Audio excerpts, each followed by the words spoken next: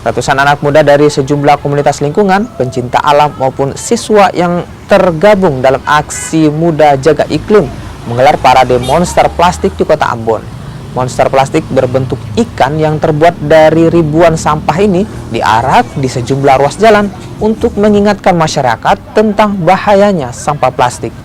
Selain itu, parade ini juga sekaligus mengajak agar bersama-sama menjaga laut dari kerusakan akibat sampah plastik. Selain untuk menjaga lingkungan, parade ini juga sekaligus menyambut Hari Sumpah Pemuda. Kita bagaimana membangun awareness terhadap anak-anak muda di Kota Ambon. Kegiatan ini juga dalam rangka menyambut Hari Sumpah Pemuda. Bagaimana kita bisa mengajak anak-anak muda Kota Ambon untuk lebih peduli lagi terhadap lingkungan, terutama lingkungan laut.